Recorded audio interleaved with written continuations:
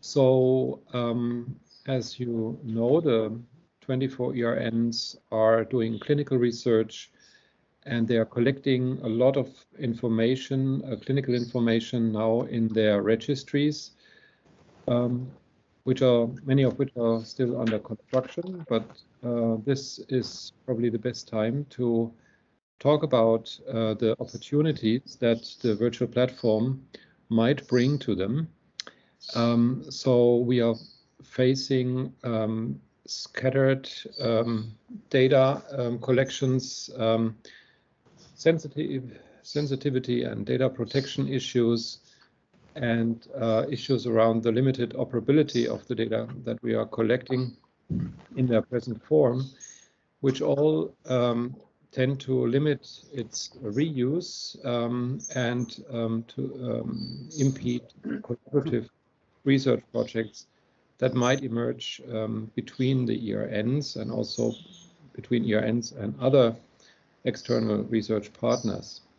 So it would be really nice to have a platform for data discovery, for receiving information, which data is out there in the different registries, but also what other kind of data is available in the rare disease space that could be for clinical and translational research. And that is what the virtual platform is being made for. And we will hear a lot today about how this is constructed, the ways it will work, but it's still a system with a lot of plasticity, so it can still be formed according to the needs of the users, and that is why we are meeting today. Next. So we as ERNs and ERN registries are, of course, data holders, and in a way we are both. We are data holders and we are data users. So I would like you to look at the presentations today from these two perspectives, of the data holder perspective and the data user perspective. So regarding our function as data holders, we are all thinking on how could we make data available for joint use with collaborating researchers and other stakeholders. And what are the conditions? What can we do? What do we want to do?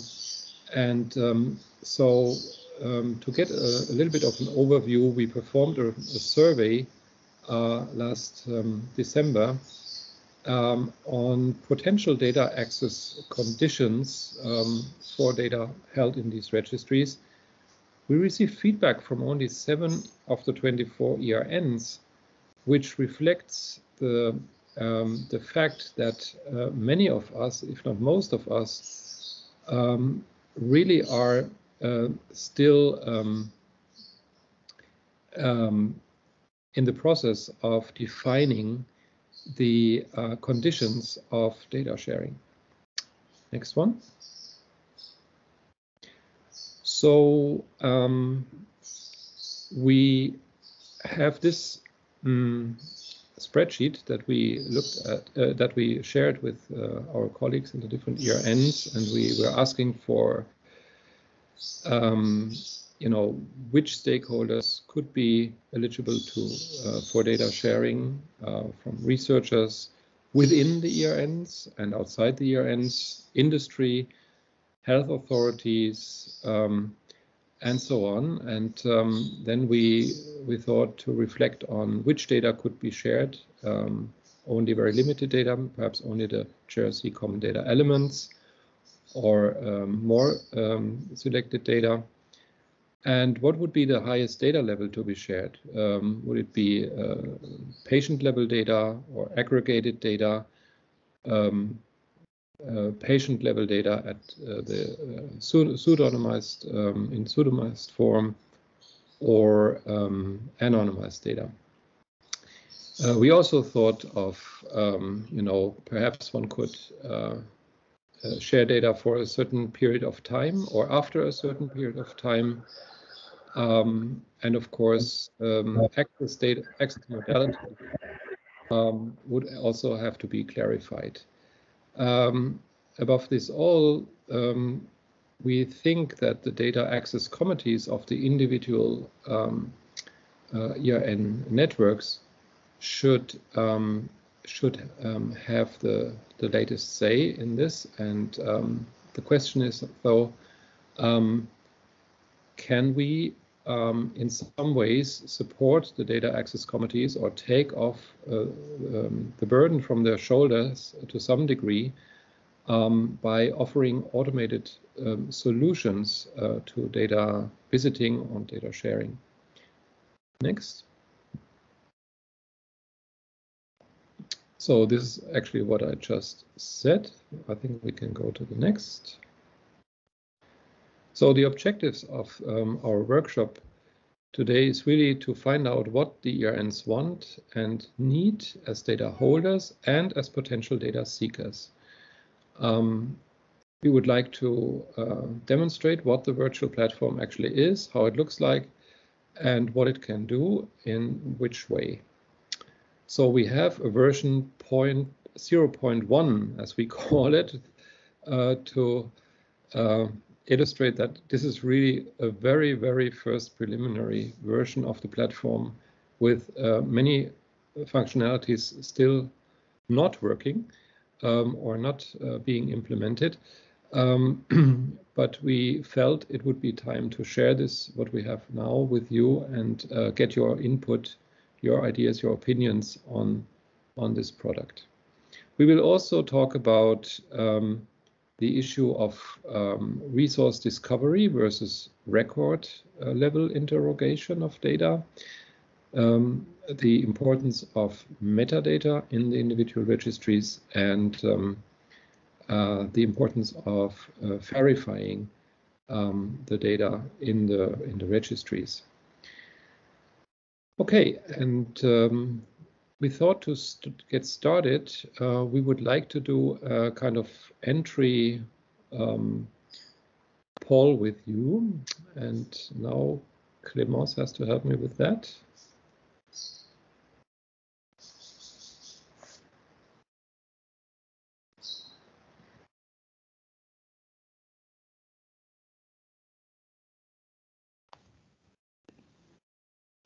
Yeah, so I just shared the link in the chat. So it's really for the ERN researcher, clinician who joined today. So it's not meant for the people from EJP RD or the FAIR experts.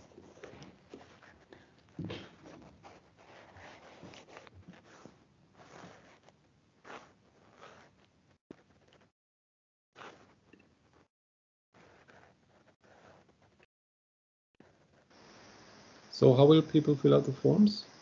They can just click on it, click on the link, and oh yeah, patient representatives can also fill the form. Okay. And it's anonymous, so don't be shy. We won't know it's you. Okay, so the form is in the chat. Yes.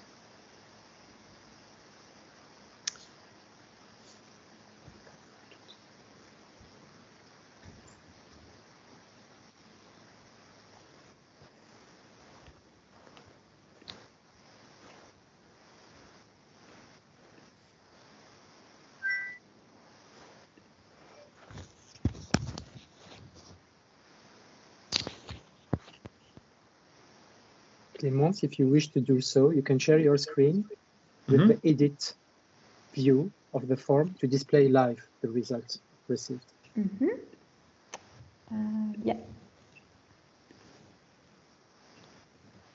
So can you see it? Yes. Okay. And it's being updated. Yeah, it's being updated. Live. What's interesting is that quite a few people don't know about the virtual platform. So it's great you're here.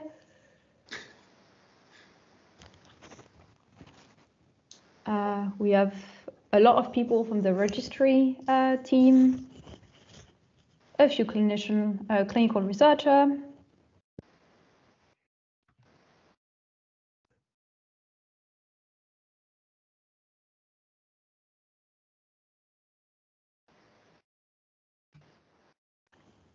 And yeah, here we can see what people knows about the virtual platform and what they would like to do with the virtual platform.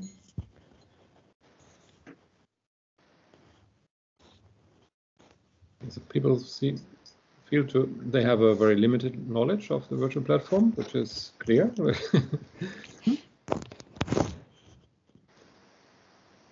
Okay, if anybody else wants to complete the questionnaire, please go ahead. Clémence, maybe can you read the whole items in the question 4, because they are cut. Yeah, so the first question is about the background. So whether you're an ERN registry team member, a clinical researcher, a translational researcher, or other. The second question is how do you rate your knowledge about the virtual platform? So do you think, so I can show you in more detail. So do you think from 0 to 10, do you know it or not at all? 0 being not at all and 10 being I completely know what it is. And then we have a last 2 questions on how you would like to use the virtual platform. Is that for... Clémence, you can hover your mouse over the graphic to see the full text. Yes. Oh, yeah. Oh, I didn't know we could do that. So is that to make information about, we can't see it very well.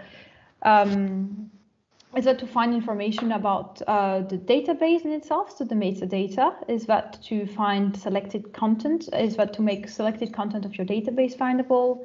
Is that to find clinical information, to find genetic information, to find information on disease, or you don't know, or something other?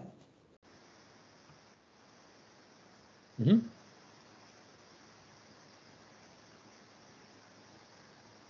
Mm-hmm. Okay. So it seems that most of you are working on your registries and would like to know how you can share data or make data findable through the virtual platform. And I think you will get some answers to this question today. All right, thank you so much. Let's move on. And I would hand over to Anna, who will moderate the first part of the workshop. Thank you very much, Franz, and hello, everybody. So Franz has already introduced all the sessions, so thank you, Franz. You make my life easier. As Franz said, this is the first time we will present or introduce the very, very first version of the virtual platform, in order that we listen to you, to your needs, and or to your expectations. Increase your understanding on what it can do and what it cannot do or is not meant for. And your feedback is extremely precious for us to develop further the virtual platform, to increase the query possibilities, and to also prioritize a little bit for the next versions of this central gate to the virtual platform. Remember that the virtual platform is kind of network of resources and data sources that can be connected to each other. And what you will see today is a central gate that is a central discoverability entry point or portal that has been developed by Pillar 2 colleagues and that allows to have a single place in which you can discover all the resources that are there that can be helpful for you as a data seeker, as Franz called it, also to make some level of first level of query on the data or data elements in these resources, and maybe under certain conditions, could you perform more in-depth queries inside the different resources? So it is not about this virtual platform is not about sharing data, moving data from a place to another, but discovering what is there and trying to go deeper depending on your needs and on the permissions from each one of the resources.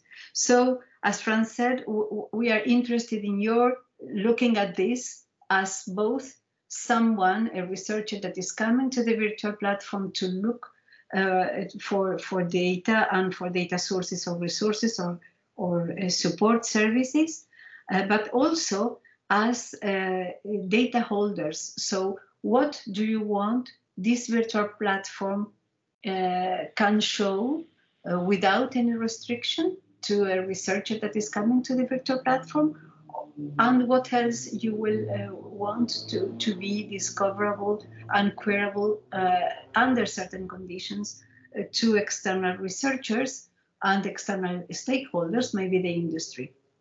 So we will go through this presentation. The first one from David. I think, Franz, you stopped. You ended your presentation. Is that correct? Yeah. Yes. So the next presentation will be by David Reinhardt on the front office, let's say, on the interface of this virtual platform, and then Anthony Brooks will present you the back end of so what is behind and how does it work. So David, the floor is yours. Thank you, Anna. Just a brief confirmation. Can you hear me?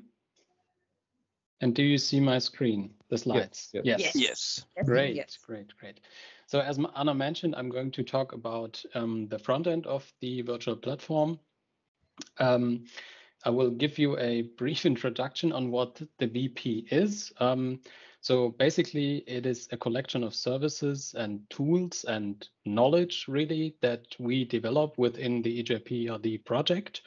And currently available on the VP is a section on fair tools and guidance, a resource mind map that can be used to discover useful RD research tools that have already been developed, the resource discovery portal itself, and other services that will mostly be semantic ones. So I will walk you around the first version of the virtual platform and show you where to find these things in a bit. And what I'd like to talk about a little more today is the resource discovery portal and the possibilities for discovery it offers by today. So what this does is providing a user interface to query a federated network that we set up for rare disease resource discovery. And these resources might be metadata information about registries or biobanks that can be found in the BBMRI or OrphaNet catalogs. It might also be cell lines, stem cell, or pathway information that can be found in the HBSC-Reg, Wikipathways, or Cellosaurus databases. Or it could be ERN patient dataset information that is safely discoverable via this federated network we set up, and that requires certain conditions to be available. Now, these are the sources that are currently connected to the VP, and there's two more things to mention here. The first thing is that requesting data from all these sources at once is difficult because of the heterogeneity of the interfaces that these sources provide. And while having implemented and designed interfaces ourselves within EJP that can be used for that purpose, we also implemented a lot of translation services that provide a variety of possibilities to connect to the virtual platform, which basically translate from the already existing solutions to the EJP ones. And the second thing here is that Anna already mentioned it.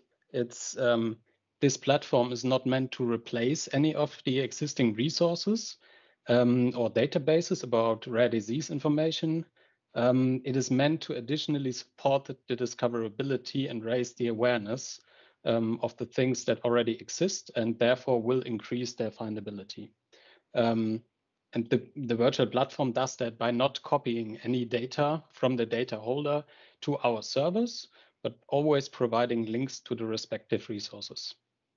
And you'll see in a second what I mean by that.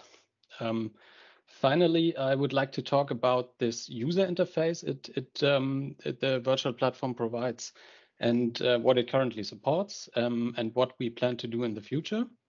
And what is very important about this component is that it is being developed user-centered, which means the development work we do relies on the feedback we get from the actual user of this interface.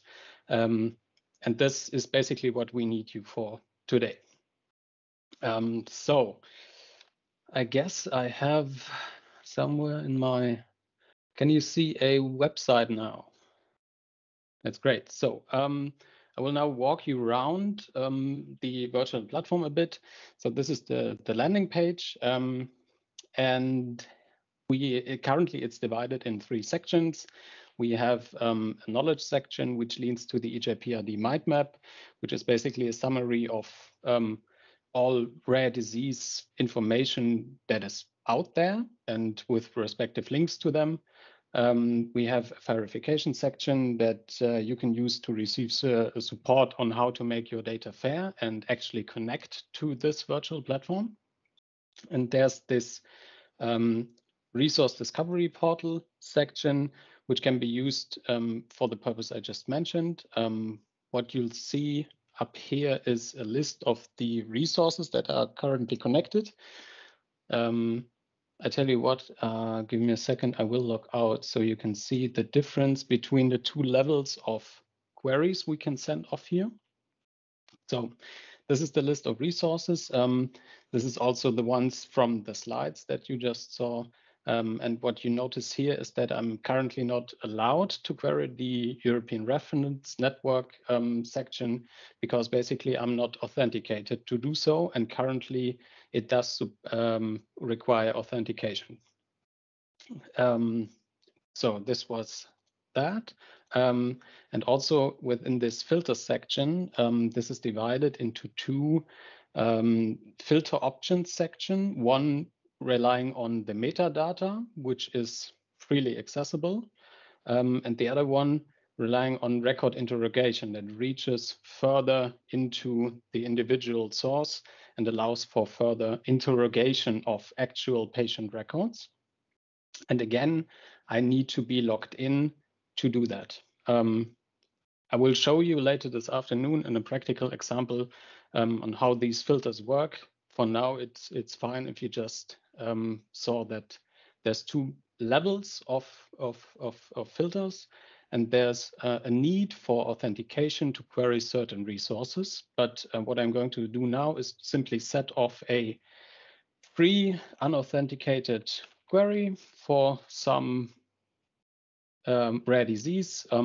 As you can see, I can enter free text here. I can enter synonyms of rare diseases. I can enter author codes, and I can enter ICD-10 codes directly, which will all result in the same query, basically, which is it is always translated to the author code and then sent to the source. And this is basically the results that I get back from the individual sources. So that was a very brief introduction to what the front end looks like and what it currently supports and functionality. As I said, I will go into more detail later in a practical session. And I will now tell you some more details about our next steps. So what we plan to do in the future is we, as you can currently see, these resource types are only divided into 3 sections. So it's patient registries, biobanks, and knowledge bases. And knowledge bases is basically everything that is not a patient registry or a biobank. So in our case, it's cell lines, stem cells, pathway information, and we plan to divide them into more resource types, so we can filter more specifically. What we also want to do is include a mapping services to be able to map between different rare disease ontologies. For example, I can then map ICD-10 codes to author codes and back. For example, there's a lot more. We will include a help section on this website that will give information about the usage. So basically what I've been telling you in the last 5 minutes. I think that's basically it. And of course, what we receive as feedback from you guys. So that would be it for the front end part. You'll hear my voice again later this afternoon in the practical session, and I will now hand back to you, Anna, or over to Tony. Yeah, thank you very much, David. I think that the presentation was very clear. So we go to Tony, and then I want to tell you that you can park your questions in the chat, so we can take them further in the discussion after Tony's presentation. So Tony, back to you. Right, thank you, Anna, and everybody. First thing I want to say is a big thanks to everyone in EJP Pillar 2 for their efforts in building what you're seeing today. It really has been a group effort, lots of different technologies and ideas and efforts that come together. And although it's taken 3 years to kind of put all of those building blocks in place, that was necessary to get the set of building blocks that we needed and then to put them together. And I think it's really wonderful that we've, within 3 years, managed to create a first version of this platform. And, you know, I just really wanted to express my thanks and recognition to all the many people that have been involved in doing their different part of that. Franz used a wonderful expression earlier. He said that the virtual platform as it is at the moment is very plastic. I thought it was a lovely expression, implying, you know, that it can be now shaped and molded how you want it to be. I want to extend that analogy and say, and we have all the plasticine we need to do this. So honestly, everything you will hear today and more can be done technically. We have all the parts. We can just plug them together, change the settings, whatever, to give all the control, all the options you will hear about today and any that you might come up with. So what we've built today, what David's shown you a first version of, which I will talk about and which you will see more about later, should not be considered to be set in stone. We can throw away parts of it. We can completely change parts of it. We can add new parts to it.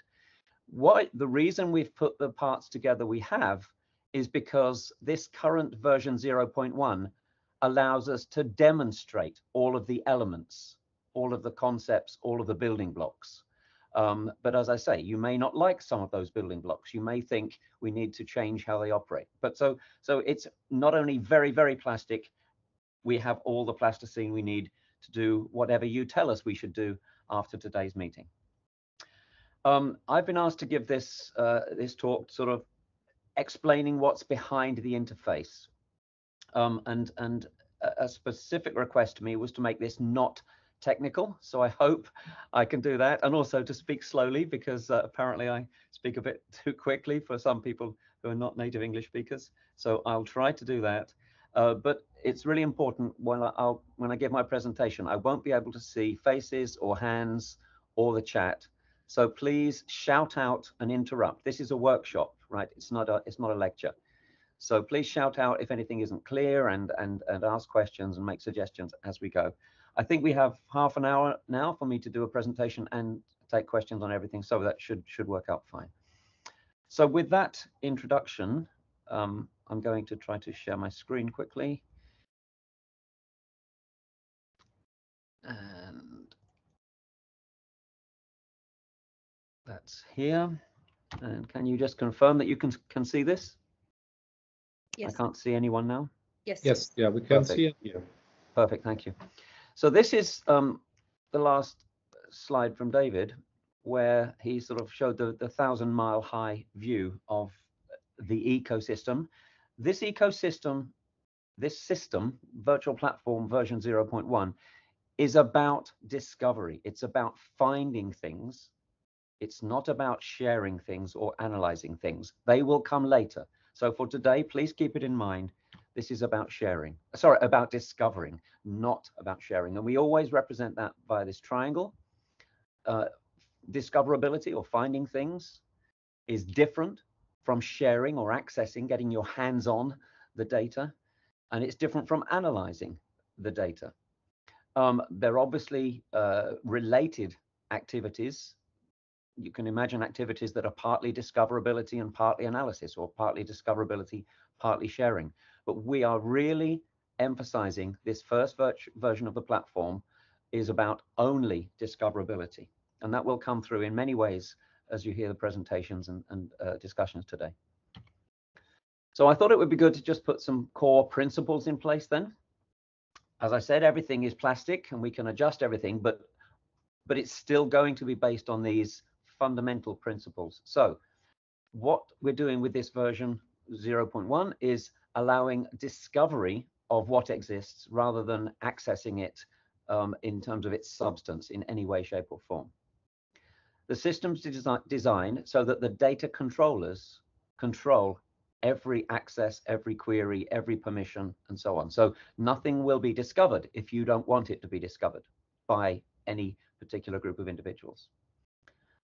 The system does not connect to your primary data in a way that people could hack the system.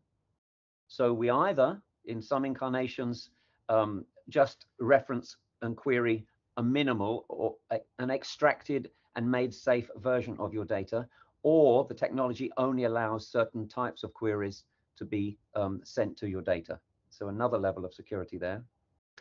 Furthermore, the data always remain secure in your local setting. They never leave home, as it were. If you want them to leave home, the system allows you to permit that, but that's not at all required. If you're worried about setting up the IT parts of this, obviously we can help you do that locally, but we also offer hosting services where you could put these safe versions of your metadata and so on onto another place. You don't have to worry about setting up IT servers and so on. Once a query has been done, a response has to go out to the user, and that can be either a yes/no answer, a count of matching records, can be contact details, can be links to the source. And if you wanted it to, you could also share data at any level. But as I keep saying, that's really down to you to decide. That's not at all required. And lastly, the technology you will see on my slides today, just for convenience, I've used an icon for this Café Veriome platform. The incarnation of it we use in EJP is called RD Nexus, but you don't have to use that. That Molgenis, for example, is another registry platform which allows all the same kind of functionality. And you might build your own, or you might be working with other registry providers, and they could easily put the APIs in place for you to become a node without installing any of these other software. So these are convenience options for you. We can help you set up, but although in my slides I will have the Café Veriome logo just for convenience, you must understand that that doesn't imply that you have to use Café Veriome. You can set up alternative ways to do the same thing. Any of these technical solutions then is essentially not a registry. It is a bridge that connects your registry or a safe version of the data in your registry to the query portal that David just showed you. So those are the basic principles. As I say, interrupt any stage if anything isn't clear. In the next two slides, I'm going to give you a simple cartoon of how the system works. You will see the same ideas coming through in David's presentations, in my presentations, time and time again today. We think it's probably good to say it many ways, in different ways, and hopefully we can then help you understand what we're trying to do here. So here is a graphic representing a series of resources around the web. And they've all got this little magnifying glass, which is saying they have those connectors. They have those bridges that allow them to be part of the discovery federated ecosystem. So a user comes in to the EJP query portal and optionally logs in. That query portal, as David showed you, passes on their query to the federated sites. Those sites decide at that point in time, not by a human manual interaction, but programmatically, they decide whether they want to answer that user or that query.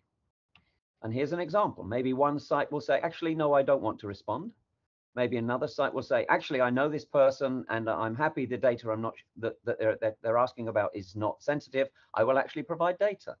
Another group might provide counts. Another group might provide IDs. Another group might provide links. Whatever these responses are under the control of the data owners, and then they get sent back to the user. So that's the overall design. We need to dig a bit deeper and think, what are those queries querying? So here on the right is a resource, one registry, for example. There are three types of information that can be optionally provided to drive these queries. One is resource metadata. So this is information that describes the registry as a whole. Then we have, you'll hear a bit, some more about this later in a talk from Pim, but this idea of what we call DUC or CCE, this is digital use conditions or common conditions of use elements. So this is essentially use conditions, consents, access policies, this kind of information. Now, of course, you will have a very rich set of information behind the scenes. Here we only capture and represent the very, very basic version of that, because the purpose here is not to give a full description of your use conditions, but it's just to help with these discovery queries that enrich for resources of interest. Lastly, the same kind of idea with your actual data. Your full registry data set is kept safe and is not of interest to us. What this system accesses is a extracted, very minimal, very obfuscated, very anonymous and safe version of that. So these are the three layers of information that are queried. You may decide you're happy with this, you don't want to do this, and you're happy with this. It's each registry's choice which of these three, any of them or all of them, they want to provide to help people discover their resource more accurately. Then we have that federated ecosystem. That's the whole point. That's the virtual platform version 1. So this information's fed in or connected to that network, and a query is done via a user logged in, and then a response is given. Here is a traffic light illustration of the responses with a simple yes, no. Two resources have said, no, we don't have what you're asking for in your query. Our resource is no use to you. We say the answer is a yes, no, but in fact, the answer is a maybe no. Because with these queries, the idea is not to be certain that that resource has what you want, but only to establish that it probably has.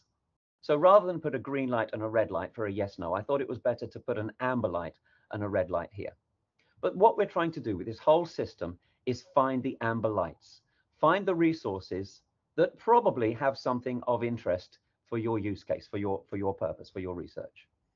Once that's completed, the user can then contact the resource and ask for further information or request access and so on. So that is the kind of flow diagram, if you like, for the whole system. One thing that has raised concerns, and I want to highlight it here because there has been some misunderstanding, which I really need to clear up here.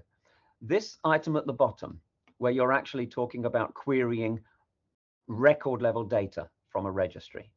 I've tried to stress that we're not querying the full registry in any which way or shape or form someone might want to query it. That is record analysis. That is data analysis. That is data sharing. We're not doing that. So we're looking at how can we enable the the discovery to be made more precise from record level information without actually tapping into the full records. So I show that on this next slide. Here is what we are talking about today: resource discovery. Everything today is about finding resources, finding registries. We are not talking about finding individual records or individual samples or individual patient data. Of course, if we did want to provide that service, and that might be something you want to do in the future, you would have to have the ability to query record level data, but that would have to be quite powerful, deep queries. For what we're doing with resource discovery, we're talking about a very different level of record level querying. So here is the metadata part that I explained a moment ago and the use conditions. And here is a very safe version of the data. And we'll say more about that later to get your thoughts on that. But it's very distinct from the idea of allowing someone to do, you know, deep probing queries of your records. Very different. So we're only looking at resource discovery today using these three layers of information. How does it work? Well, it maybe is coming clear already, but just to really emphasize that, here is your valuable registry data, which you want to keep private and protected. There is a process by which certain fields for certain records that you want to make discoverable, typically the common data elements or that kind of level, are exported and provided as an index to the query bridge or query connector, whatever technology you use, and then the federated query system interrogates this layer. So the queries never drill down to your actual data. This system's been set up by Franz with ERCREG, by Faisal with ERICA Registry for Endo-ERN, and by Stefan Kolker. We're partway through that for Metaburn. Additionally, not for today, but just so you know, several biobanks are also setting up the same type of connection. So you can see how your data are protected. Alternatively, some groups might want to put their data in full into a triple store. So here you might say, oh, now that's risky because the queries are coming through and they're managing to see the full data set as a triple store. But here we have, again, the connector. That connector only lets certain queries through. So that's where we have the safety ensured of your data, because the user cannot run any type of query. There's very limited queries that can actually run on your system. And at the moment, there's one of those being put in place. We hope that will go live soon. So both of those technological approaches are possible, but I hope you understand we're really trying to emphasize security. Just a quick glimpse into the future, because it's kind of coming through in some of the things I'm saying. Here is the EJP portal that David showed. And you can see there's this large circle here. This is the ecosystem we're building at the moment. So that query portal will connect to whichever registries are wanting to be part of this discovery system. The technology allows each of those registries to also cross-query each other in that system if they want to give those permissions to another registry. The same technology also allows one of these registries to create another project, another network with others to do maybe some other consortium, some other project, some other activity. So you can imagine this might be a series of registries within one ERN, and they choosing to use one of them as their representative for discovery within the EJP ecosystem. If you want to make your data even more secure, you can put it behind a firewall. And then rather than the system being able to ask those registries queries, the queries are kept here, and those registries ask the central system, do you have any queries for me?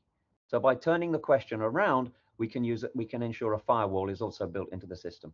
So those are just options for the future. Once you put the technology in place, all of these things are doable. This is what I meant when I said we have all the plasticine we need to take this forward in all sorts of directions. So last couple of slides. In this, I'm just showing a very simple graphic of the overall concept. As I keep emphasizing, today we are only looking at discovering resources. Once that's done, the user has found one or more resources of interest. They would contact those resources to ask for more information or ask for access. That's where that's the end of the virtual platform, if you like, because then the process of going through the ethics approval, DAC approval, and accessing the data and so on, that's not what we're trying to facilitate at the moment. There's lots of more versions of this slide, which I won't show today. I'll just show this one addition because it now starts to highlight the questions we have today, the things where we need your input. For this resource discovery of the type that we're describing, should the users be registered, logged in, or could they be anonymous users for different types of activity in this system? What should they be able to query if they're logged in or registered or anonymous? Should they be able to query metadata? Should they be able to query consent and use conditions? Should they be able to query this safe level of record data? And at the moment, what you will see from David later on is that really implies querying age in decades, so 0 to 10, 10 to 20, sex, and headline diagnosis, nothing more, so nothing identifiable there. And then what should be returned? Should it be these yes, no responses? Should it be counts of matching records? Maybe you could have a minimum threshold there applied. That's all possible with the technology. Should it be contact details and so on? So these are the kind of things we don't know what the community, what you ERNs as data controllers and as people who might use the system, we don't know what you would be comfortable with. We can adjust all of these according to what you want and what you need. That's why we're having this workshop, to try to get those answers out of you. Finally, I'm just going to try to step right back again to the bigger picture, and this can then be the discussion later on today. I hope it's become clear that we're talking about here a universal virtual platform federated discovery network where there will be many, many users with or without registration, and we're only dealing with very superficial, safe information that's being queried. The same technology allows you, however, to go away and set up your private networks for your ERNs or for inter-ERN collaborations, where you would then use limited users, certainly require people to be logged in and have explicit permissions so that they can do deeper and more revealing queries. But that's not what we're talking about today. The same technology allows all of that.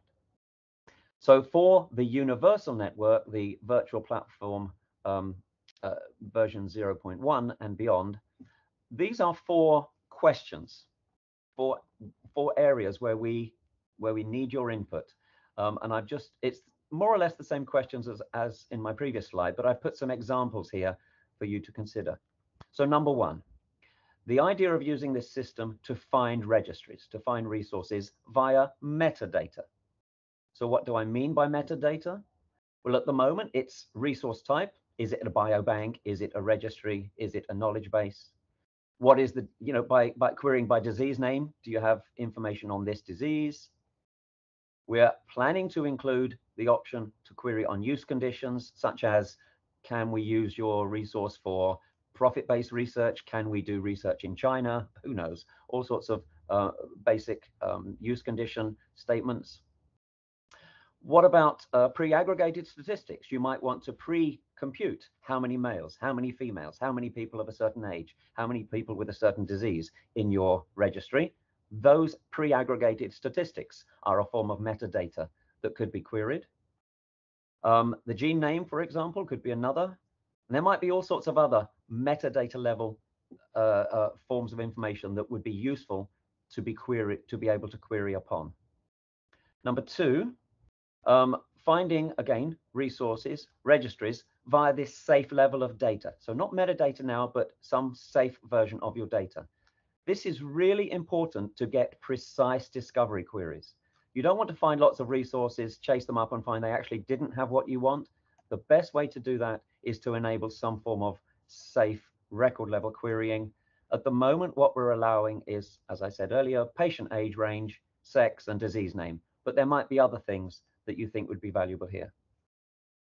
Number 3, going beyond finding registries, finding knowledge bases. So this is what we have put into the current version, and David showed you examples of that, finding for clinical information, for mouse models, for cell lines, and so on. Would it be useful to be able to query those by gene name? That's what we're assuming at the moment, but are there other types of queries you would like to use there? Maybe which country they're in, for example. And lastly, once these queries are done and a resource has been discovered as probably having things of interest to you, what should be returned in the response? Yes, no answers, patient sample counts. Sorry, this is meant to be on one row, not two different rows. Patient sample counts, contact details, links, URLs to bounce you off to that site, or maybe you want to provide some basic data. Now, these questions, these options on the screen came out of a use case that Franz suggested. Franz indicated the kind of things he would like to do via this ecosystem. Those are all the resource level things. Franz also suggested he would like to do a couple of things that go beyond that. So very quickly, to be able to look more deeply into the patient record details with suitable permissions, and to maybe get a little bit of data back on those patients and samples. I personally don't think they fit into the universal network we're building, but as I've tried to clarify, the same technology would allow these things for people with the appropriate permissions. So I'll stop there. I hope that gives you more of a sense of the kind of concepts behind what we're building here. And in the following presentations today and demonstrations, you'll actually see all of these things in more detail. I'll stop there. Thank you. Thank you very much, Tony. I expect that there will be lots of questions, but let me start with what is in the chat first. So going first for the chat and then trying to have a more general discussion. On the David presentation, there was a question about because what it was shown is that you can enter an ICD-10 code and then return results based on the ICD-10 ORFA codes mapping. So the question is about rare cancers. Is ICD-O envisioned in addition to ICD-10? So I will take the first part of this answer, but I think that you will be able to discuss more in details in the second session presentation and with the verification team. So if your data are described with a certain semantic standard, in the way you present your data, you use the semantic standards you are currently using in your registry, that is ICD-O for rare cancer. So there is no problem having other standards, and there are many that are describing specific parts of your data set, and that are the metadata about your data. So yes, it is possible for registry discovery to use other standards. We started with the disease using ORFA codes and ICD-O, ICD-10, I'm sorry. Then OMIM also can be used, and we will expand the research possibilities. For the mapping services that are currently using ORFA codes, OMIM, ICD-10, and next to come ICD-11, and next to come ICD-O as well. So that is for the mapping services behind the scenes. But you can expose your data with the standards you are using, and that could be queryable in through the virtual platform. But I think that is something to be worked out with the verification stewards working with you in how your data content is described. I don't know if someone wants to add something to my explanation. The fair stewards. Yes, this is actually something that I forgot when talking about the next steps of the development. Yes, of course, there's going to be multiple more insertion methods, because we also realized now that we came to a border because many sources do not support the AuthorNet code to query their resources. So of course we have to adapt and give the user more possibilities to insert other things too. Yeah, and that is also something that we need to work with the different resources on data sources as registries in order to understand better what next we need to add as query possibilities. But again, as you know, because many of you are working with the FAIR stewards, the FAIR data stewards, that you can use different ways to present, let's say, your data, describe your data, either so using a certain number of standards and using certain number of technologies. So as Tony presented to you, there are some of you that will develop FAIR data points, others that will adopt the EJP RD API specification, and others that will use technologies like Café Varium in order to make this, let's say, this metadata and the API, EJP RD API compatible technology. So there are a lot of plasticity in the semantic standards, but also in the technologies that are behind the scenes to make your registries discoverable. So the work you are doing with the FAIR stewardships in preparing your registry to be discovered is extremely important, and it is something that ensures you that your registry can be connectable to the virtual platform in a way you want to do that. There is a question about the provision of data from registry. So Annalisa, so from ERICA, we cannot provide anonymous data at all. Okay, resource metadata and access policy. So maybe Nuria, can you discuss that question? Yes, of course. Can you hear me? Yes. Yes, for data protection, in order to avoid to use real data, what it can be, the approximation that can be used is to generate synthetic data. So it preserves the privacy of patients, and it can be an alternative to use just anonymized data as data protection. Could I come back on that quickly? So thanks, Annalisa. It's very helpful to know your position on that. And I put a comment in the chat. I'm presuming that position is about resource discovery. You only want to do resource discovery with metadata and access policy information, and then you would like to use synthetic data to make those queries more precise for resource discovery. Two comments then. One is, rather than the complexity of setting up resource data, it would be easier just to compute some aggregate statistics and add them into the metadata. You know, that you have 50 males, 30 females, whichever. Then you're not sharing data, it's aggregate statistics, it's just a description of your resource. That's actually a simpler way to provide the utility we need without having to go making, you know, representative synthetic data.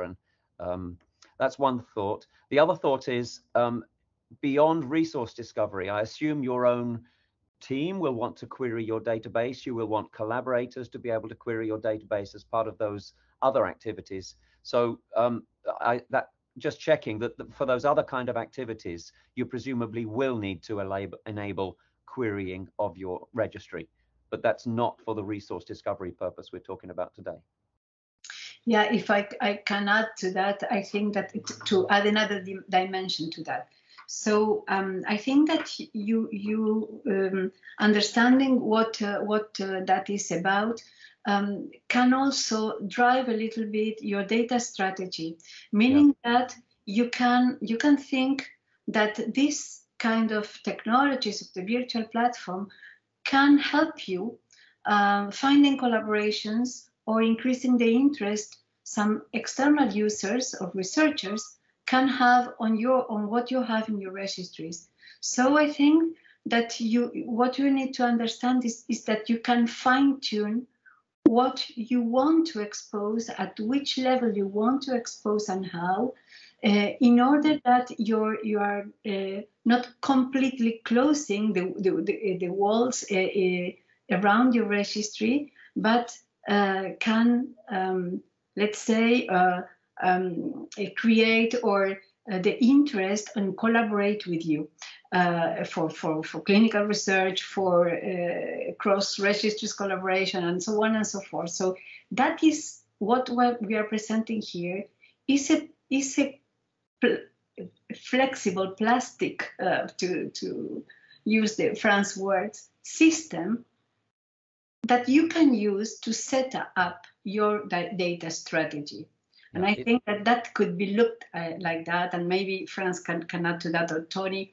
Yeah, just to say, it's plastic in that we can create the whole ecosystem with new functionalities or change functionalities, but it's also customizable so that each group can use which bits of that system they're comfortable to use, or interact with it in a way they're comfortable to interact. Yeah. You maybe you just want to let people know that yes or no, you have patients with that disease in your registry. Exactly. And that's it. And then to work with you, they will need to set a collaboration, contact you, and so on and so forth. But you can still provide these yes or no answers, and that will be maybe useful for your data strategy. And that is this way you parameter that it is in your fair data point or your the API and this network discoverability technologies. There's a hand up, Anna. Yeah, Simona, please. Hello, Simona. Hi, Anna. Hi, everybody. Thank you. Yes, of course, I have several questions and comments. And in the beginning, I must admit that I was very surprised showing the general presentation of the virtual platform, since you say that this wants to be a resource discovery portal. And the work done by the Commission, the European Platform on Rare Disease Registration, is not there. So I want to ask you first, what is the position of the virtual platform vis-a-vis the European Platform on Rare Disease Registration? I can start answering that. So we have discussed that several times, and it is extremely doable to make the ERDRI so discoverable through this query portal.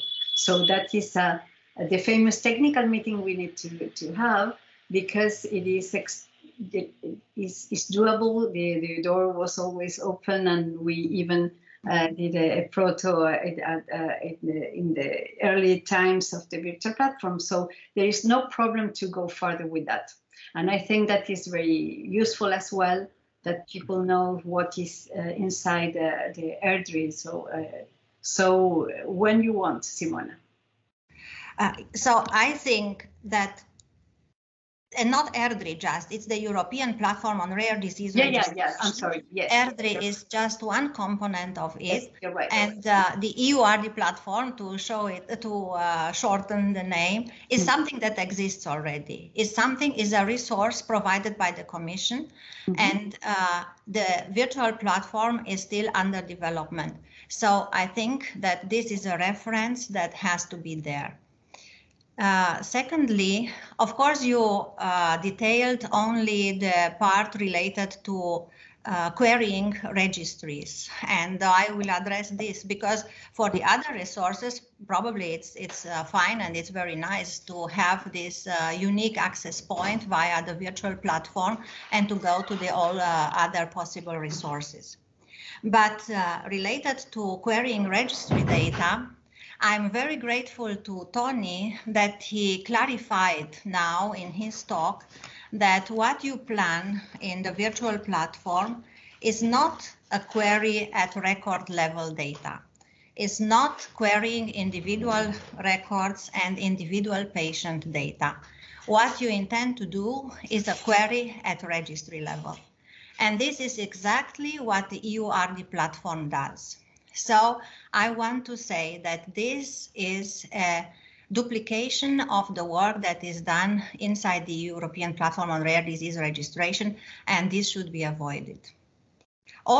All the principles that were presented, that Tony Brooks presented here, the principles that the registries are queried according to the metadata, that the registries remain the data owner, that the data does not leave the data source at any time, and all the elements used for querying are the same that are being used in the EU RD platform. And it was very clear that what your tool will bring is not data analysis, is not data sharing, is just discoverability of the data. And here I insist, it is the same function that the EU RD platform does. So I think this should not be duplicated. It's better to join efforts and to put together our resources and to bring the registries together. So yes, and then I have another question. Yeah. So for the first question on the discoverability of the RD EU platform, I just had to say, let's find a date to meet together and do it for real. For the second question, I'm sorry to say that it's not exactly what Tony presented, but I hand over to Tony to complete the answer. Thank you. I'll try. So Simona, I 100% agree with you. That's good. What you have, what the EU platform is a dedicated system for finding registries. What we're trying to do... Not for finding registries, for finding which data is in which registry. Yeah, exactly. So sorry, you expressed it better than I. But it's about registries. What we're trying to do is enable discovery of registries and biobanks and knowledge bases. And so it's a broader mission. And then that's only where we are now. That same system would allow subgroups of registries or biobanks to create private networks to do collaborative research amongst themselves, and ultimately, probably not within the scope of EJP, but afterwards, to allow federated analysis directly. Sorry, Tony, if I interrupt you, sorry, but sure. Let's not mix up the things. So it's good if you talk about the other resources and we have nothing to do with them. Yep. If you talk about a portal open to biobanks or to genomic data or to other types of data, I'm talking about registries. Yep. And the discovery tool that you present for the registries is the same thing as the platform. Yeah, so I was trying to explain in what way our scope is different. Where we are today, it looks like a duplication and a competition, which it's not, and it's not intended to be. So I'm trying to explain that two things. Firstly, our direction of travel is different. We're looking at this broader picture. And of course, when you go much wider, you can't go so deep. So we will be able to discover lots of things superficially, whereas you will be focused on registries with much more granularity and precision. So they're different in that regard. But the other thing I'd like to say is, and I meant to say this in my presentation, so I forgot this, it's really important. This technology does not require there to be only one query portal. The one we're setting up in EJP is just an exemplar. You, in your ERDRI activities or EU platform activities, could create a portal, just a website that could connect to and do all of these same queries of all the resources we're connecting. So you could use the technology we're providing here to make your own system, 10 times more powerful if you wanted to. Turn that around by the same approach, the same standards. You could enable the EJP query portal to pass queries on to you, which you could respond to. So it's meant to be a win-win partnership type approach where we're not trying to compete. We're trying to provide a platform, a technology that can help groups like your own or individual registry communities set up better and more powerful query systems that can go beyond registries and can go beyond discovery. So it's a different mission, but I understand that at this stage, it looks like a competition, but it absolutely is not. Yeah, but that is really a complementary network, let's say, because it is also going through other kinds of resources in order that an external researcher that does know nothing about where to find resources individually can ask a question with a query and have the answers on which resources is doing what, where, and then so that is really making every single resource more usable, more findable, and time-saving for rare disease researchers. Remember our first surveys in the EJP RD, most of the rare disease researchers and ERN researchers do know very little about the existence of certain resources. So that is really helping people finding out, and one of the things to find out is the EU RD platform. And I think that our missions, as Tony said, are complementary. Franz, I feeling you wanted to talk.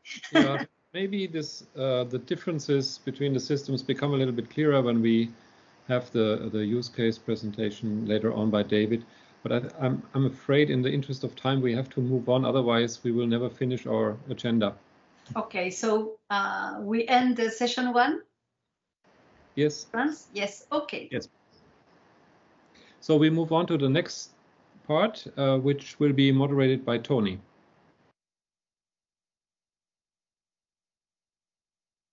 Sorry, I was in the middle of typing something there. Yes, okay. The next session, thank you. We have a series of talks here that sort of tease apart some more details.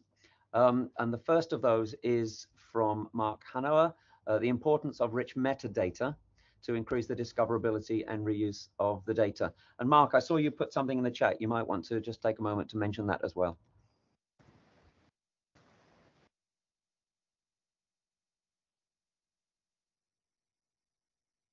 As Mark, we can't hear you. Muted. You're muted, Mark. And for yeah, I was muted. No, sorry. It's just a quick comment about the fact that it's the virtual platform itself, portal, it's just one of the possible entry points. And as you already mentioned, Tony, that doesn't mean that it will be the final version of it, or that doesn't mean that even at your own resource level, you can do something a bit different, but still based on what we have been built, which is an ecosystem of metadata and query facilities in a sense. So that's I really like the plasticity idea behind that. It's really based on that. So that's kind of good introduction of my talk about metadata then. As you, Tony, have been asked to talk about metadata without being too technical, so I will try to do my best on that. So let's start if you agree on that. Do you see my screen? I hope. Yeah, probably. Do you see the presentation, Maud? Yes. Yes. Cool. So yeah, let's go on presentation. So what about metadata? So as I mentioned, I had this really difficult mandate to explain that in a very simple way. So let's start with the basis here. So simply explain metadata. What is metadata? There is some kind of comic saying that this is a difficult question, and then we end up with this solution, which is a word with 8 letters. So behind the joke, it's already about metadata here, because you know that metadata is a concept with a label, and it's composed of a certain value of letters, 8. So this is already some metadata about this word. So let's have a deeper look at that. First of all, metadata are really created and collected because it enables and improves the use of data. It's really important to have this in mind. And metadata is data. This is really pieces of information that have some meaning in relation to another pieces of information. So it can be created, managed, stored even, and preserved like any other pieces of data. And also you could do queries on it, of course. So keep in mind that metadata is data about data, in a sense. So is everything related to metadata? Is metadata applicable to anything? So even of a picture of, for instance, of a grumpy cat? Yes, metadata can be applied to anything. So a computer file or resource, any resource, or even a document about myself or a patient can be described in the same way that a book can be described, for instance. So for example, both can have a title, an author, and a year of creation, and so on. So you should think about a good index for a huge library of things, existing things, or in your own resources, for instance. This is really important. And metadata generally could have a little value on its own, in a sense, but still metadata is data about data, so adds value to other information and helps to understand the value of your data. And as we already mentioned, the fact that you could also use some aggregation around that, it's really pure gold, because then you could give insights of your data set without dealing with sharing it as a data set, but really providing only aggregated metadata about your data set is really pure gold still. So yes, even a picture like my cat here could have metadata, which is really important because in so many ways you can search things through, for instance, textual search engine, and to describe a picture is really important. So here are some example of metadata about the title, the format of the image. We know that there is an author here, the content of it, even text. So it's really important also to have this kind of description that is the process of findability of even a picture in a search, a textual search engine based. So what for the metadata? So good metadata can really make up for fallibilities. People always forget and misplay things. First of all, me. And then metadata ensures that we will be able always to find data, to use data and preserve and reuse data in the future. Think about, for instance, on more or less daily basis in our field, about digital object identifier, which is metadata about, for instance, article. You could also use now, for instance, such kind of tools which search the metadata of journal, articles, books, standards, and dataset, and more. So metadata are really part of our daily basis, let's say, use of things, including articles and so on. So finding metadata, it's really something important here. Metadata makes it much easier to find relevant data. So most searches are, I already said that, done using text like a Google search, for instance, but without the context, that leads sometimes to misinterpretation. And metadata are here also to give this kind of information and context. So really, it's make text documents easy to find because it explains exactly what the document is about. And one of the important points here is also the fact that it's not only for end users in a sense, because machines can find data based on that also. So this is really important to keep that also in mind. For the use of the data, to use a data set, researchers need to understand how the data is structured, definitions of each term used in that particular context, how it was collected, for instance, and how it should be read. And as already mentioned in previous presentation, the access rights as well are really important somehow in that context. So reusing the data, researchers are often want to reuse data in other project for the next project or another context. The data still needs to be found and used, but often at a higher level of trust. You really need to trust the data set that you are going to use in your project. So based on that, the reusing of data often requires careful preservation and documentation of the metadata. So we're talking here about finding, use or reuse. This reminds me something like called FAIR, for instance. Being FAIR is being findable, accessible, interoperable, and reusable. And metadata really helps to be fair in that sense, and especially about what we are talking about today, which are the findable parts of these FAIR principles here. So which kind of metadata are we talking about? We already see some example during the previous presentation, but so you have the descriptive metadata part that consists of information about the content and the context of your data or your resource. The structural metadata, for instance, could describe the type of data and format, or for instance, what about your lab's result and so on. And you have, for instance, administrative metadata that are information used to manage your data, which are the creators, the access condition, once again, the license and copyrights. The provenance metadata could also describe the source of a data set, and the use metadata are also something important often, because there are data that are sorted to each time, for instance, a user access on user-specific digital piece of your data set. This is not at all an exhaustive list. There is so many different type of metadata, but it is the main, let's say, group of it that could be used in that kind of concept, that like the virtual platform. What is also really important to keep in mind that it's not about metadata by itself, but also by the use of the organization of metadata, let's say. So the metadata standards and schemas are really important. So metadata needs to be standardized. This includes agreeing on, for instance, things that are more or less obvious, like languages, spelling, date format, etc. So if everyone uses a different standard, it can be very difficult to compare data to other standards. That's also why we need some mapping services that we have been talking about, for instance, between ICD and ORFACODES, for instance. So model standards are really important here. I will mention some of them, so DCAT, so the data catalog vocabulary, schema used by Google and so on, bioschemas, and data standards like OMOP, FHIR, Phenopackets, and CDISC, and so on. So that's also remembering some kind of joke. So because there is so many standards around, that's how standards proliferate. So often you have a situation that you have 14 competing standards.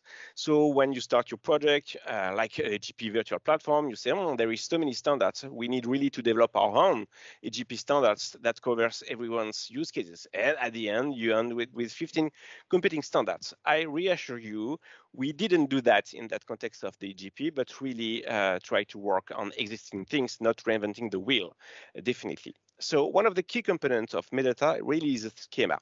So metadata schemes are the overall structure for the metadata. It's really important also to understand that. It describes how the metadata is set up and usually addresses standards for common components of metadata like dates, names, and places once again. But because we are in the health data field and the rare disease data field, there are also discipline-specific schemas that are used to address, for instance, specific elements needed by our field. This is also something really important, even if you're based on existing standards.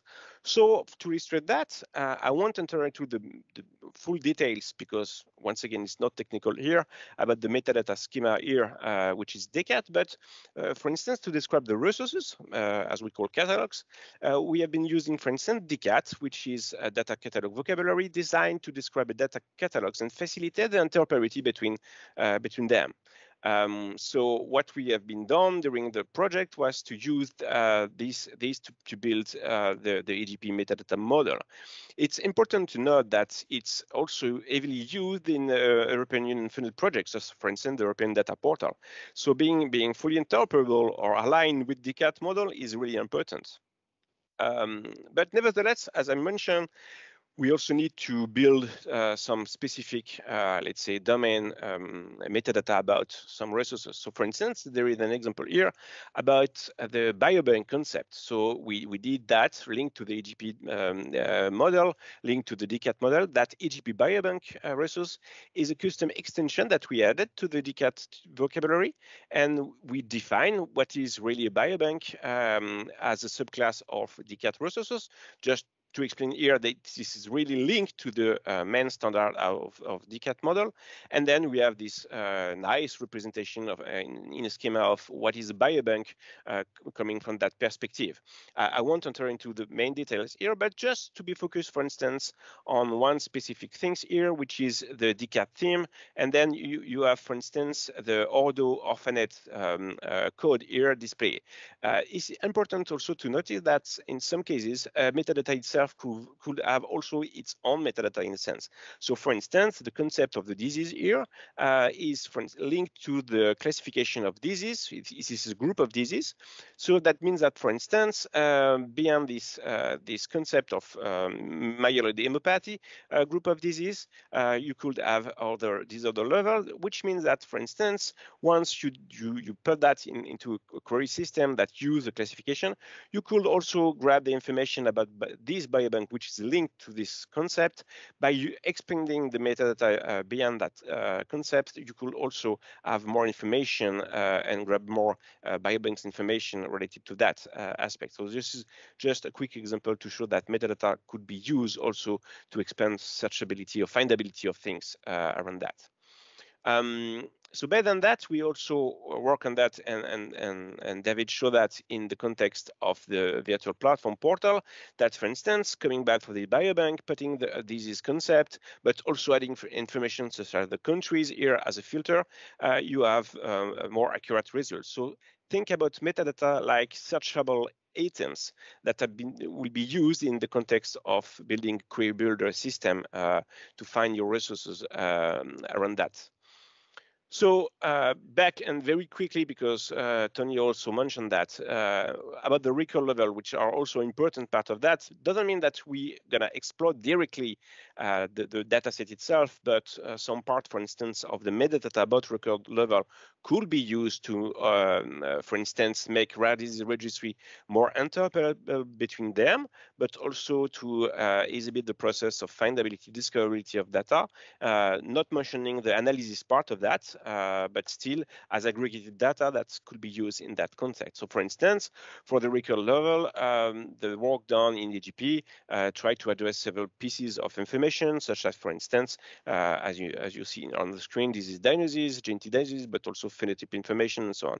This is really important also to give rich metadata around those concepts. For instance, when you describe your data set, in order to be sure that everything is described under the same methodology in a sense, and that's really important. So for instance, here we could have a very simple schema to describe a person, and if you go for the full description of things are incredibly complicated then, but still I think that the more metadata you have, the more interoperability you may have, and the more findability or discoverability you may extend to your data set on that aspect, even if beyond that you also could use aggregated metadata to do the query then. What is also really important to note is that the fact that in a particular field, such as the rare disease, it's really important to rely also not only on standard about metadata, but also on domain-specific terminologies to describe, let's say, value or data set or constant. So that's why, for instance, you have ontologies and controlled vocabularies that are heavily used in that context to provide a consistent way to describe data sets. So, for instance, we have been using often rare disease ontology, HPO, or you could use ICD or other things like such as LOINC, for instance, to describe a lab result, or even SNOMED, even if it's not an open standard, is doable to rely on that because it's part of standardization that could be done, and by providing such information through the mapping services, is still doable to leverage the interoperability of datasets based on that. So it's really important to keep that also in mind. So just to move on the final part of the talk, the rich metadata are really useful to build in a more automated way such kind of map of resources, because then you will have the ability to discover all the resources that are part of the ecosystem that I mentioned previously. Based on the metadata description of things, you could organize a nice view of that, and more importantly, in the terms of the development of the virtual platform, it really helps to aggregate results coming from different resources. So I won't redo again the demonstration made by David and probably during the next session around that, but it's really important to see that it's leverageability, that, for instance, with a specific disease, you could have lots of results coming from different resources because it's part of the metadata that each resource allows to discover through the virtual platform itself. And what we try to achieve during the the project here is not to force everyone to use the same kind of metadata, but to try to understand which kind of metadata are available at each resource level, and then to do this kind of let's say, more or less easy analysis of things, saying that, okay, if you would like to have searchable items, you may need to add, for instance, the gene facility functionality to search with some of the resources and things like that. Some of them will be directly discoverable because they already address that as metadata, some not. So this kind of let's say, mapping helps to build the virtual platform query building system under the hood. This is really important. So just to finish on that, because you saw some schema on that, and it seems sometimes very complicated. Is it really so complicated? When you start, for instance, trying to do your own metadata model for your registries and so on? Yes and no, in a sense. Of course, you need to have expertise on data modelization and so on, but still, if you follow models and use standards, this is the first good point to start with. And obviously, by building this ecosystem, we also provide information about application program interface specifications or even fair data points, which really helps also to provide a way to expose your metadata accordingly to the schema. And there is a bunch of tools that are already available nowadays. So I mentioned some of them, and as Tony also mentioned, that doesn't mean that you are obliged to use one of them, but some of them are really helpful. So for instance, fair data points, Castor, or even Mulgenis or Cafevarium Nexus really helps you to build a good exposition of your metadata in the context of the ecosystem of the virtual platform. You could even start really low cost, low tech, for instance, even with a spreadsheet that could describe a bit your content. That really helps the process of putting your resource on the map.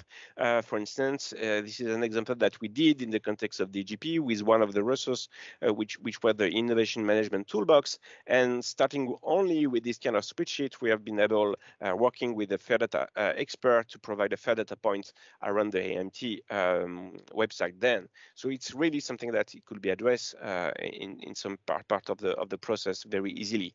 But of course, and I think there is a next presentation around it, you also need to have some support on that. That's why you have also the verification part on the virtual platform that David demonstrated previously. And you could also play the verification game, for instance, when you are registries. I won't enter into any details here because it will be part of the next presentation as well. But there is really a help desk, let's say, to help you to go through the process of being fair and provides very really rich metadata around that. And I will be happy to take any question if there are some. Thank you. Thanks, Mark. There's actually no questions in the chat. I don't know if there are anyone wants to put their hands up or ask a question now. If not, because we are a bit behind on time, yeah, we'll have a further discussion session at the end, and people can still put questions in the chat to you. Two important points I think I just want to re-emphasize from your talk. Metadata are not actually complicated, although the modeling of them behind the scenes is actually providing metadata for your resources, not complicated, and there are tools and support available for everything people are hearing about today. Some of those tools and support are now going to be described to us by Bruno and Clemence. So I'll hand over to you. Yes. Thank you, Tony. I'm just sharing my screen. Can you see my screen and the presentation? Yes. Yeah. Perfect. Yes. Yeah. So Bruna, just let me know when you want me to change slide. Okay. Can you hear me well? Yes. All right. So good afternoon. I'm representing the EJP verification stewards with Clemence and Alberto today. We're going to talk about how and why ERNs are making their data fair, which you heard from Mark means findable or discoverable, accessible, interoperable, and consequently reusable to join the EJP RD Virtual Platform.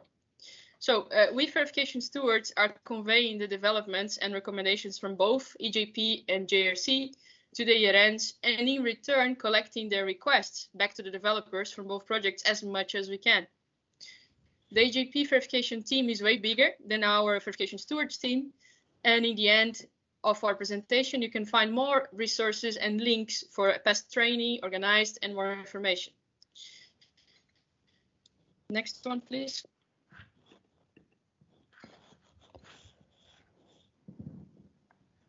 All right, I would like to repeat Anna, Mark, and Tony's disclaimer that things can be done in different ways. And I would like to add that here we are simply representing tools and standards already used by the ERNs, registries, and endorsed by verification experts for implementing the fair data principles, hence verification in our team's name. So we're all in to join efforts and resources in a EU level and in a fair way. And we already have examples of working together, such as the trainings organized with JRC and the DCD's identification work that is currently going on. All right, back to the agenda.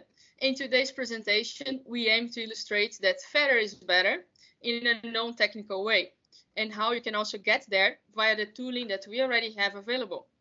For that, we will show three perspectives from an ERN clinician. Firstly, the clinician will try to find a suitable treatment for his patient on unfair data of registries across Europe. Secondly, you see the real-life example of ERCnet going through verification, and you see them moving through the Interoperability board, as Mark previously showed. And finally, we go back to the clinician from the first example, now running his research question or query on verified data. And hopefully we can see a difference there.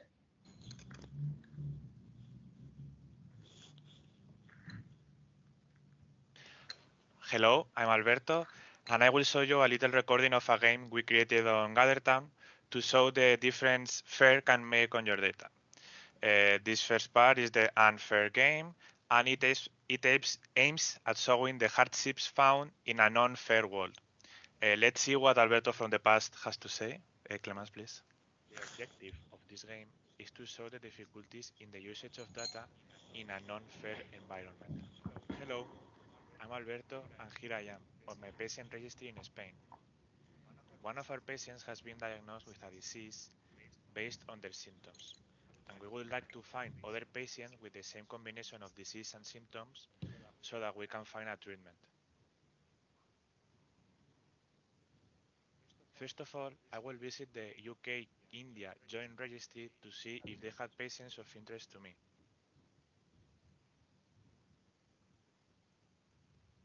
Wow, it seems like I'm out of luck here, because I cannot understand a single word.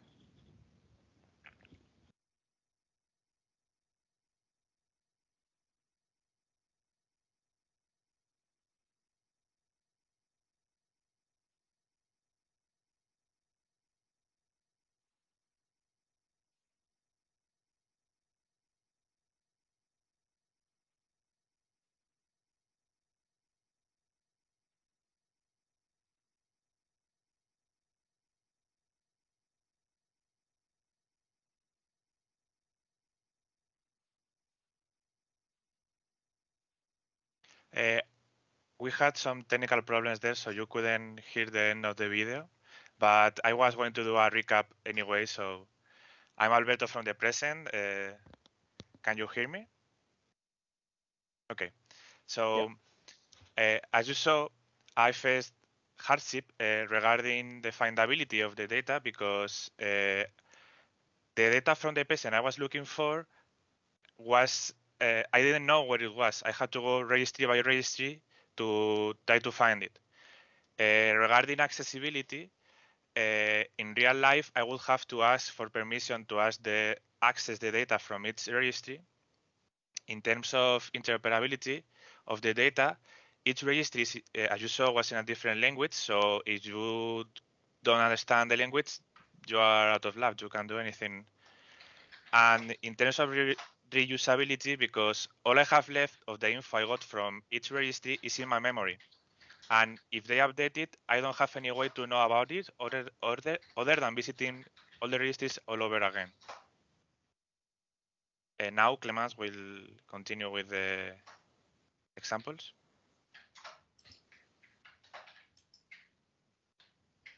We can't hear you. I think you are muted.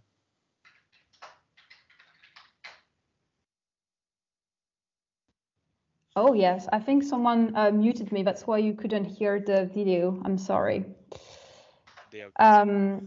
So yeah, so as you saw from the previous example, it's if everyone is building his registry on its own and using different standards, it's very complicated to just find any other data.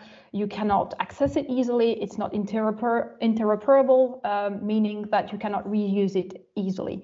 That's really a shame, because basically the data exists already. It's just that you can't find it and you can't reuse it. How we can make our data fair? Well, that's following a process called verification, and I'm going to quickly illustrate in a very simple way what we did for the registry I'm working for, which is ERICA. So we have about 11,000 patients with a rare kidney disease. We collect core demographic and diagnosis information, as well as selected disease and treatment-specific prospective information. The patients come to our center once per year, and we collect follow-up data. We have one core registry, three sub-registries, and basically the data is collected in two tables, a patient table and a visit table for the follow-up data. So when you start this verification journey, the first thing you want to do is to actually build the right team around you. So what's kind of mandatory is to have your local data steward who will manage the registry clinical implementation and the verification process. You will also need the registry software developer and the EDC specialist who will manage the implementation of the registry in the hospital. And you will need your verification steward. So for some of the ERNs today, that's myself. For others, it's another verification steward. If you don't know who that person is, just ask and we will be happy to tell you. We also recommend you to have on board the ERN project manager, a clinician specialized in rare kidney disease. So for us is Franz, the ERN coordinator, and a patient representative. What's the second thing that is really important to define is really your objectives. So verification is really a process, and you want to be able to know at the end whether you've reached your objectives or not. So we had quite a few objectives, so including implementing a pseudonymization tool, identify cohort for clinical trials, develop transversal research projects with other ERNs, implement prompts in our registry. As Mark mentioned in the previous talk, what's the first thing that is really important is metadata. So how can you characterize what you have? So the first thing you do is basically you sit down and you just assess what you have on your metadata. So what do I know? So the organization that is collecting the ERCREC data is ERCNet, the European Reference Network on Rare Kidney Diseases. The data is located at the URL indicated here. It's on the SQL server based in Germany. The publisher of the data is ERCREC, and the data is ERCREC. ERCREC is a catalog that is comprised of 4 data sets of type patient registry. The second thing you will start to define the data elements to be collected. So you will have to collect the common data elements. That's part of your grant agreement with the European Union. So the pseudonym, date of birth, sex, patient status, and so on and so forth. And here you have a slight overview on how we collect that. So month, year, only for the date of birth, for instance. Then once you've decided data elements to be collected, you will need to think carefully about the data elements you want to share and you want to model. Maybe there are data elements that are really important for your personal research, but it doesn't make much sense to go through all the process of verification for such a specific data element. So we thought about it, and what we would like to share with others are the CDEs, and some follow-up data like the age at visit, the height and the weight, the systolic and diastolic blood pressure, the serum creatinine, the hemoglobin, and information on the medications taken by the patient.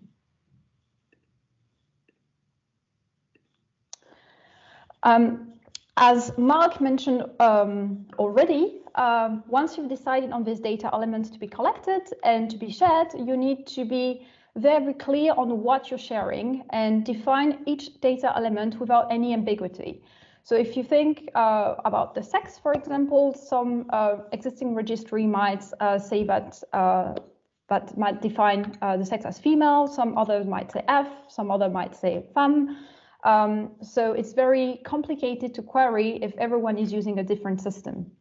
And for that, if you want to be unambiguous, you can use ontologies. So for all the CDEs, the EJP experts have already decided upon ontologies. So it's very easy. You can just go check the semantic model and use the same thing. For the DCDs, it's a little bit, so it hasn't been done yet. It's ongoing. So you might need to define your self-ontologies. So if I take the example of the weight, what we do collect is the mass of the patient. There is an ICAT code for that. There is an ICAT code to define also the unit. So I can talk unambiguously about the data I'm collecting. Once you've done that, you will want to start to collect data. But first, what's really important is to get the consent from the patient. So EJP RD has worked on a generic informed consent form. I'm sure you've already seen that. It's customizable, and you can use it more or less as such. If you remember, one of our objectives was to implement a pseudonymization tool. So our idea is to implement the solution from the GRC. There hasn't been any released yet, so I cannot tell you much about it, except that I really hope that it will be really soon. Once you get there, you will start to actually really collect data and put that into your system. So we opted for a solution where the data is manually entered into the registry by research nurses in most of the centers. We provide training to new centers when they join the ERN. We've implemented checks and warnings to avoid saving completely implausible data, and we do allocate part of the budget to the task. Coming back to the metadata, we've done an assessment at the beginning. Now everything you have done so far, it's kind of internal to the registry, but you want to go kind of live and you want to be able to share these information with other people. So you will want to deploy the metadata model. So that's good because there is already one developed by EJP. So please check what the metadata you collect any data that's missing to fit this model. You can use the CDE in a box tool to deploy the software that we use, which is Data Point. I'm going to go back to this tool a bit later. By populating the Data Point, you automatically create metadata, which is great. And if you authorize it, your registry would be listed in the Data Point index. You have a picture on the right. It's like a content table, if you want. So it's a first layer of findability. So the ACREC fair data point is currently under construction. We haven't finished yet, so I can't show you any picture. But in the meantime, you can go and navigate through the VASCA fair data point, whose link is here. That will give you maybe, I hope, a better idea of what it is. So coming back to the CDE in a box tool that I mentioned already several times. So the goal of this tool is really to create fair data for the CDEs and also for metadata. So it's a bit an all-inclusive, all-in-one tool. So the only thing you have to do is to use the programming language of your choice to convert your data into the right CSV format that you need for the program. So it's very well explained and very well detailed. You can have support for the task if you don't have the resources. So just contact your verification steward. Once you run the program does two things. First, it's going to create a fair data point that you can populate for your metadata. And second thing, it will create the fair data and automatically load it into the query platform. So that's great. We have something, but how do we access that? So you will probably have very lengthy discussion with your data access committee to define typical use cases for your registry data. I'm not entering into details now because that's the topic of the next presentation. And now we've almost finished the board game, so Craig can be actually queried. So you can imagine a use case with a researcher interested in the autosomal dominant polycystic kidney disease, alpha code 730. I'm not going through that because David is going to give this example live after. But I can tell you that it works, which is great. The final step is to review, did we reach our objectives or not? So we reached some of the objectives, not all of them. So we are interoperable with all the registries now. We are able to identify cohorts for clinical trials, but some improvements are still needed for implementing the prompts, develop transversal research projects with other ERNs, and the pseudonymization tool. And with that, I'm handing over back to Alberto. Thanks, Clemens. Now I would like to show you a recording of a version of the game. This is the FAIR game this time. So we have FAIR data on each registry and is accessible by a simplified toy example of the virtual platform. So play the video, please. The objective of this game is to show the difference in data handling that FAIR can make. Hey, I've heard that the EJP recently released the virtual platform. Maybe now I will be able to find the treatment for my patient. Okay, let me check their disease and symptom again and try to make a mental note about them. Now I will go to the virtual platform and try to check if other registries have patients with the same disease and symptom as my patient has. Wow, this place looks really cool. Let me check. Here it is. I found the disease my patient has. Now I only need to check the symptoms.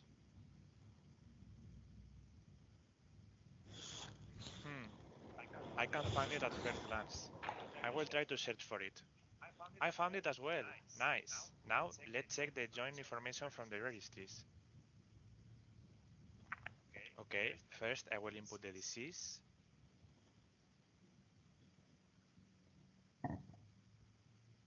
And then the symptom. Hooray! It seems like it worked.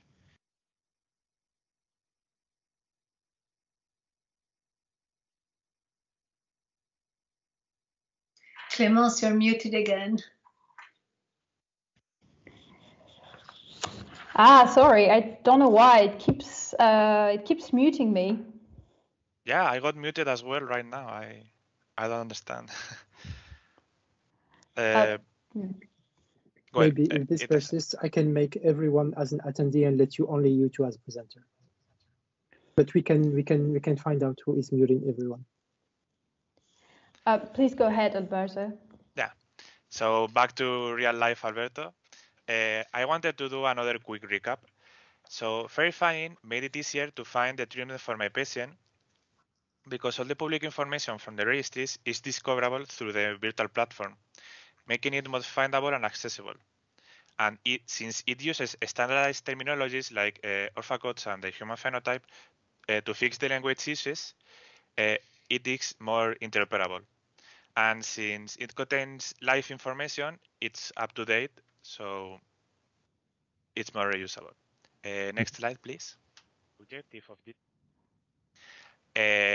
You can find the Ferropoly with a detailed walkthrough and explanation of its style, and you can play it yourselves on this link. So please visit it if you are interested. Next slide, please. And we would like to draw some conclusions. So verification is crucial for interoperability, and it can be achieved through the tools we develop here at EJP RD. The registry can decide what they want to share with others and stay in control of their data. And we would like two things to point out. First of all, if you have any issue, please don't doubt to contact your verification steward. We would love to help you. And we would like to ask you if you were so kind to fill the DCD curation survey and doodle so we can have a full, useful curation meeting and help you in the future. Next slide, please. And that's all. And if you have any questions, I don't know if we have time now or they will be done later, but thank you.